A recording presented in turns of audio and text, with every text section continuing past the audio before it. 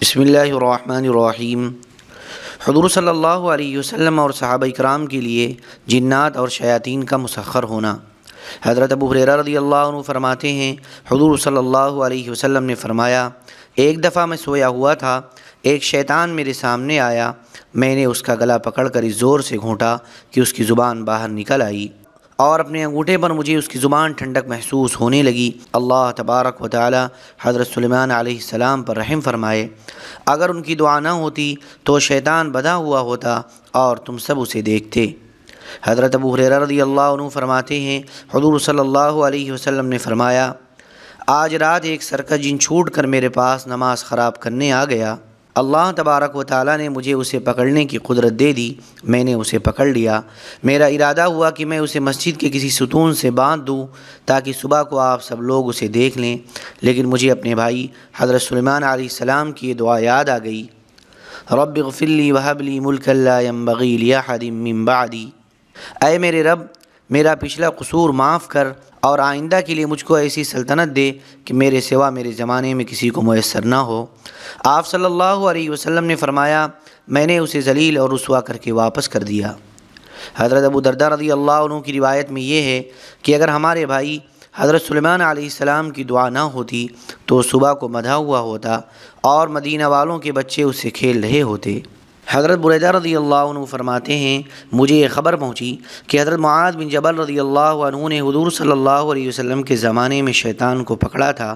میں حضرت معاذ رضی اللہ عنہ کے پاس گیا اور میں نے کہا، مجھے یہ خبر پہنچی ہے کہ آپ نے حضور صلی اللہ علیہ وسلم کے زمانے میں شیطان کو پکڑا تھا۔ انہوں نے کہا، جی ہاں۔ حضور صلی اللہ علیہ وسلم نے صدقہ کی کھجوریں جمع کر کے مجھے دیں، میں نے وہ کھجوریں اپنے ایک کمرے میں رکھ دیں، مجھے روزانہ ان کھجوروں میں کمی نظر آتی تھی۔ میں نے حضور صلی اللہ علیہ وسلم سے اس کی شکایت کی، حضور نے فرمایا، یہ شیطان کا کام ہے، تم اس کی گھات لگاؤ۔ چنانچہ میں رات کو اس کی گھات میں بیٹھا، جب کچھ رات گزر گئی تو شیطان ہاتھی کی صورت میں آیا، جب دروازے کے پاس پہنچا تو شکل بدل کر دروازے کے درزوں سے اندر داخل ہو گیا اور کھجوروں کے پاس جا کر انہیں لقمہ بنا کر کھانے لگ گیا۔ میں نے اپنے کپڑے اچھی طرح سے باندھ کر اسے درمیان سے پکڑ لیا اور میں نے کہا، اشہد ان لا الہ الا اللہ وان محمدا عبدہ ورسولہ، اے اللہ کے دشمن، تو آ کر صدقہ کی کھجوروں میں سے لے رہا ہے، حالانکہ فقراء صحابہ تجھ سے زیادہ ان کھجوروں کے حقدار ہیں۔ میں تجھے حضور صلی اللہ علیہ وسلم کے پاس لے جاؤں گا، وہ تجھے رسوا کریں گے۔ اس نے مجھ سے عہد کیا کہ وہ دوبارہ نہیں آئے گا۔ میں صبح حضور صلی اللہ علیہ وسلم کی خدمت میں گیا۔ حضور صلی اللہ علیہ وسلم نے فرمایا، تمہارے قیدی نے کیا کیا؟ میں نے کہا، اس نے مجھ سے عہد کیا کہ وہ دوبارہ نہیں آئے گا۔ حضور صلی اللہ علیہ وسلم نے فرمایا، وہ ضرور آئے گا، اس لیے اس کی گھات لگانا۔ چنانچہ میں نے دوسری رات بھی اس کی گھات لگائی تو میں نے پہلی رات کی طرح پھر کیا، میں نے بھی اس کے ساتھ وہی معاملہ کیا۔ اس نے پھر مجھ سے عہد لیا کہ وہ دوبارہ نہیں آئے گا، اس پر میں نے اسے چھوڑ دیا، اور میں صبح صبح بتانے کے لیے حضور صلی اللہ علیہ وسلم کی خدمت میں گیا تو حضور صلی اللہ علیہ وسلم کا اعلان کر رہا تھا، معاذ کہاں ہیں؟ میں حضور کی خدمت میں گیا، حضور صلی اللہ علیہ وسلم نے مجھ سے فرمایا، اے معاذ، تمہارے قیدی کا کیا ہوا؟ میں نے سارا قصہ بتایا۔ حضور صلی اللہ علیہ وسلم نے فرمایا، وہ ضرور آئے گا، تم اس کی گھات میں رہنا۔ میں تیسری رات پھر اس کی گھات میں بیٹھا رہا تو اس نے اسی طرح کیا، میں نے بھی اس کے ساتھ اسی طرح کیا اور پکڑ کر اس سے کہا، اے اللہ کے دشمن، تو 2 دفعہ مجھ سے عہد کر چکا ہے، اب تیسری مرتبہ ہے، میں تجھے حضور صلی اللہ علیہ وسلم کی خدمت میں ضرور لے جاؤں گا، وہ تجھے رسوا کریں گے۔ اس نے کہا، میں عیالدار شیطان ہوں اور نصیبین سے آپ کے پاس آتا ہوں، جو کہ ملک شام کی ایک جگہ ہے، اگر مجھے ان کھجوروں کے علاوہ کچھ اور مل جاتا تو میں آپ کے پاس نہ آتا۔ ہم آپ کے اسی شہر میں رہا کرتے تھے، لیکن جب آپ کے حضرت مبعوث ہوئے اور ان پر 2 آیتیں نازل ہوئیں تو ان آیتوں نے ہمیں یہاں سے بھگا دیا اور ہم جا کر نصیبین رہنے لگے، اور جس گھر میں یہ دونوں آیتیں پڑھی جاتی ہیں اس گھر میں شیطان 3 دن تک داخل نہیں ہوتا۔ اگر آپ مجھے چھوڑ دیں تو میں آپ کو دونوں آیتیں سکھا دوں گا۔ میں نے کہا، ٹھیک ہے۔ اس نے کہا، آیت الکرسی اور سورہ بقرہ کی آخری آیات آمن الرسول سے لے کر آخر تک۔ پھر میں نے اسے چھوڑ دیا اور صبح حضور صلی اللہ علیہ وسلم کو بتانے کے لیے گیا تو حضور صلی اللہ علیہ وسلم کا اعلان کر رہا تھا کہ معاذ بن جبل کہاں ہیں۔ جب میں آپ صلی اللہ علیہ وسلم کی خدمت میں پہنچا تو آپ نے فرمایا، تمہارے قیدی کا کیا بنا؟ میں نے کہا، اس نے مجھ سے عہد کیا کہ وہ دوبارہ نہیں آئے گا، اور اس نے جو کچھ کہا تھا وہ بھی میں نے حضور صلی اللہ علیہ وسلم کو بتایا۔ حضور صلی اللہ علیہ وسلم نے فرمایا، خبیث ہے تو جھوٹا، لیکن اس دفعہ اس نے تم سے سچی بات کہی ہے۔ حضرت معاذ رضی اللہ عنہ کہتے ہیں، میں بعد میں یہ آیتیں پڑھنے لگ گیا تو پھر کھجوروں کا کم ہونا ختم ہو گیا۔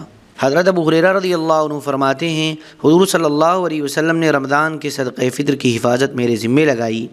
ایک دن ایک آدمی آ کر اس میں سے لپے بھر کر لینے لگا۔ میں نے اسے پکڑ لیا اور کہا، میں تمہیں حضور صلی اللہ علیہ وسلم کے پاس ضرور لے جاؤں گا۔ اس نے کہا، میں محتاج ہوں اور مجھ پر بچوں کی ذمہ داری ہے اور مجھے بہت ہی زیادہ ضرورت ہے۔ میں نے اسے چھوڑ دیا۔ صبح کو حضور صلی اللہ علیہ وسلم نے فرمایا، اے ابو ہریرہ، آج رات تمہارے قیدی کا کیا ہوا؟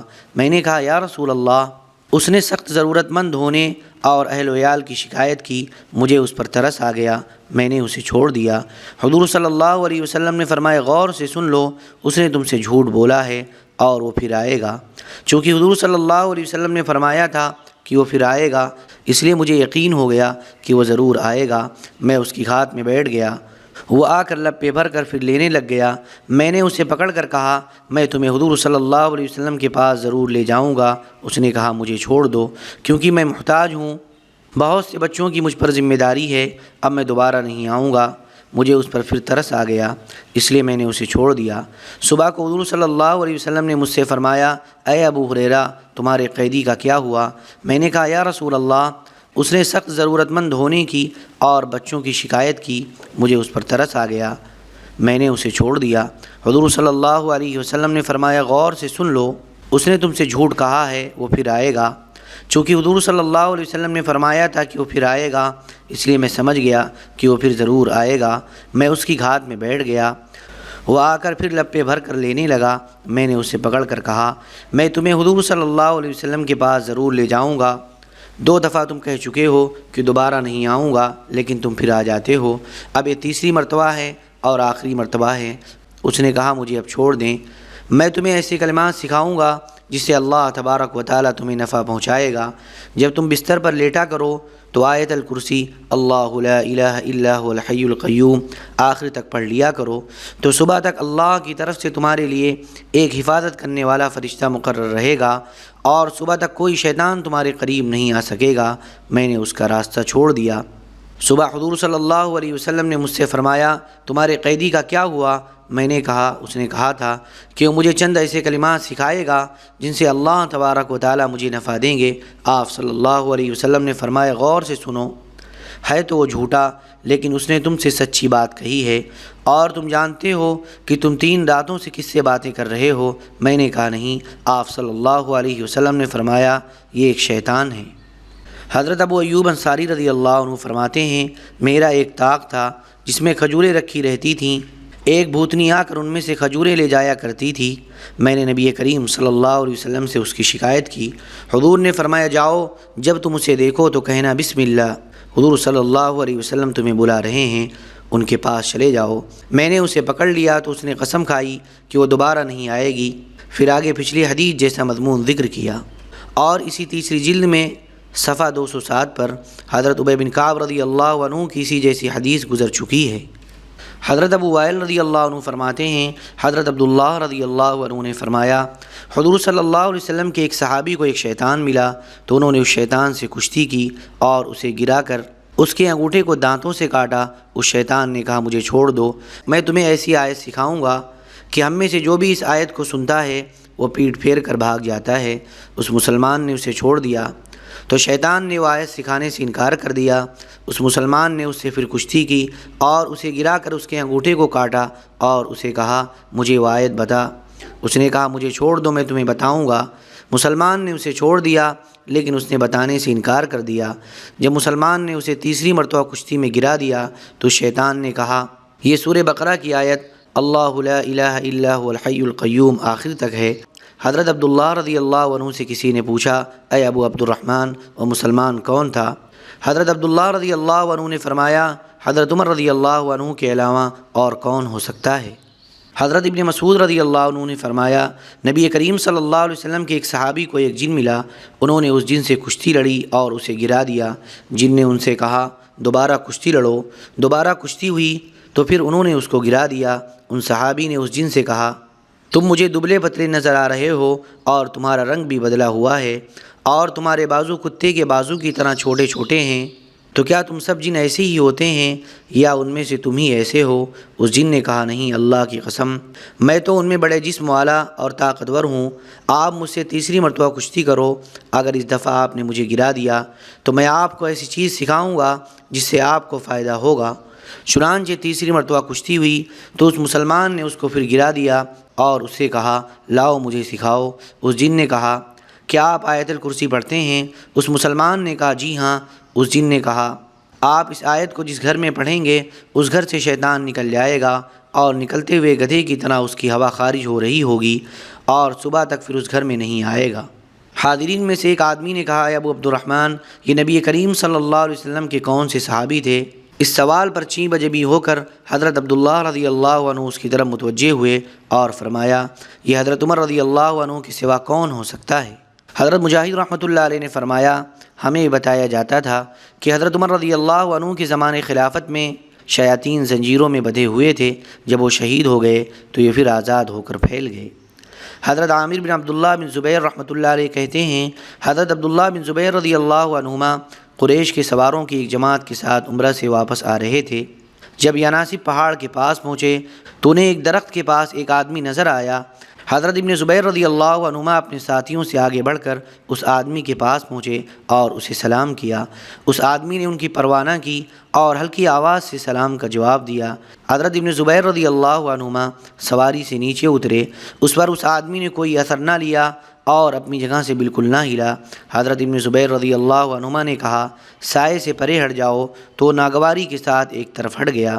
حضرت ابن زبیر رضی اللہ عنہما فرماتے ہیں میں وہاں بیٹھ گیا اور میں نے اس کا ہاتھ پکڑ کر کہا تو کون ہے؟ اس نے کہا میں جن ہوں۔ اس کے کہتے ہی غصے کی وجہ سے میرے جسم کا ہر بال کھڑا ہو گیا۔ میں نے اسے زور سے کھینچ کر کہا تم جن ہو کر اس طرح میرے سامنے آتے ہو؟ اب جو میں نے غور سے دیکھا تو اس کے پاؤں جانوروں جیسے تھے۔ میں نے جو ذرا زور دکھایا تو نرم پڑ گیا۔ میں نے اسے ڈانٹا اور کہا تم ذمی ہو کر میرے سامنے آئے ہو۔ وہ وہاں سے بھاگ گیا۔ اتنے میں میرے ساتھی بھی آ گئے۔ انہوں نے مجھ سے پوچھا کہ آپ کے پاس جو آدمی تھا وہ کہاں گیا؟ میں نے کہا یہ جن تھا جو بھاگ گیا۔ یہ سنتے ہی ان میں سے ہر ایک اپنی سواری سے نیچے گر گیا۔ پھر میں نے ان سب کو اٹھا کر ان کی سواری سے باندھ دیا اور میں ان کو لے کر حج پر گیا، لیکن اس وقت تک ان کی عقلیں ٹھیک نہیں ہوئی تھیں۔